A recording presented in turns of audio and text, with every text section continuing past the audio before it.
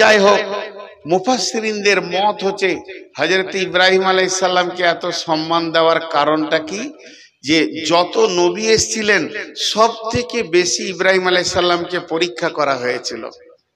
113 বার পরীক্ষা করা হয়েছে, আর প্রত্যেকটি পরীক্ষাতে উনি স্কলার ছিলেন। তার মধ্যে 13 বার কঠিন, তার থেকে কঠিন 3 বার।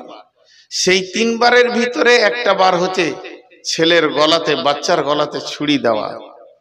কোরআন বলছে, এটা সহি জয়ীফের নাই। জি, সন্তানের গলাতে একবার ভাবেন তো, আপনি আপনার বাচ্চাটাকে সামনে রেখে, বেটা সৌ তো তোমাকে জবাই করব আমি আল্লাহর জন্য।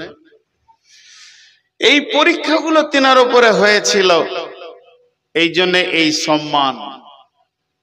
তা আমি আপনাদের সামনে এই ইতিহাসটা কেন দিলাম, আজকে আপনারা সেই ইতিহাসে নামতে চলেছেন। আমার নসিবই খারাপ। ওই চাওয়াল, আপনি উঠেন, আপনি উঠেন, দাঁড়ান, দাঁড়ান, একদম বাইরে যান। খুব শিয়ানা মাল, ভাবছি হয়তো দেখতে পাই না।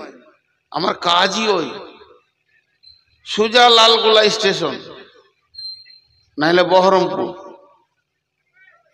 তো এটা হলো একটা ছোট্ট ইতিহাস বললাম। কেন বললাম? বিভিন্ন জিনিসকে নিয়ে মতান্তর হয়েছে, বেশ কিছু জিনিস নিয়ে। মসজিদ পৃথিবীর প্রথম কোনটা? কেউ বলছে কাবাটা, কাবার তো কেবলা। ওখানে যে মসজিদ আছে, মসজিদটার নাম হারাম, মসজিদটা গোল, বলছে এইটা প্রথম। আর একটা দলিল এসছে, পৃথিবীর প্রথম মসজিদ হচ্ছে মসজিদে নববী। কিন্তু আরো একটা দলিল আছে, এই রসুলের কমপ্লিটলি ইসলাম যখন এসেছে তখনকার প্রথম মসজিদ মসজিদে কুবা। নানা রকম কথা। যাই হোক, মসজিদ বিশ্বনবী বানিয়ে গেছেন, বিশ্বনবী বানিয়ে গেছেন।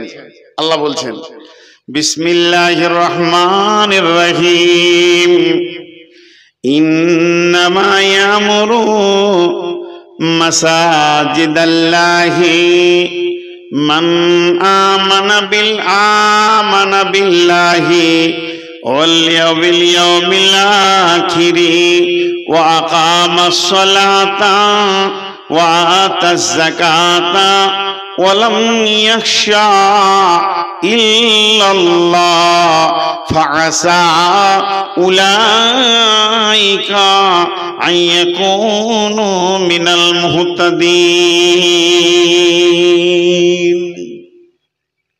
মাঝে একটা কথা ছাড়া গেছে, বলিনি। এই কাবাটা অনেকবার বানানো হয়েছে, কিন্তু একবার দুবার নয়, অনেকবার অনেকবার। আদমের জামানায় হয়েছে, সব নবীর জামানায় ওটাকে, মানে আপনারা যেমন মসজিদকে বানাচ্ছেন এইভাবে বানানো হয়েছে। শেষ নবীর জামানাতে হয়েছে, শেষ নবীর বাচ্চা অবস্থায় হয়েছে, ইতিহাস আছে। তো বিভিন্ন ভাবে বানানো হয়েছে। তো তার মধ্যে আল্লাহ এবার কি বলছেন, যারা মসজিদ বানাবে তাদেরকে বলছেন, আপনাদেরকে একটা ছোট্ট করে কথা জিজ্ঞেস করি, একটু হালকা আওয়াজে উত্তর দিবেন, চিল্লাতে হবে না, যাতে করে আমি বুঝতে পারবো যে আপনারা মন দিয়ে শুনছেন। সেটা হচ্ছে যে মসজিদ ভাঙা গোনা না নাকি? ভাঙা মসজিদ ভাঙা গোনা না নাকি? কোনো উত্তর পেলাম না। আচ্ছা, আপনারা চুপ করে আছেন কি করে? ধৈর্য আছে বাবু, কথা বলছেন না কেন? আরে ভাই, আপনারা যদি কথা না বলেন আমাকে কেমন লাগবে? আমি যদি আপনার কথার উত্তর না দিই তো আপনাকে কেমন লাগবে? মসজিদ ভাঙা গোনা না নাকি? গোনা। আর বানানো নেকি, এটাই আমরা জানি।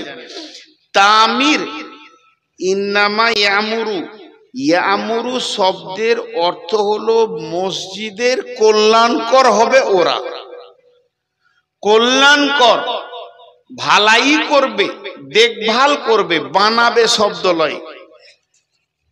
তাহলে প্রয়োজনে ভাঙতে হবে, তখন ভাঙলে নাকি? আবার গড়তে হবে, গড়লে নাকি?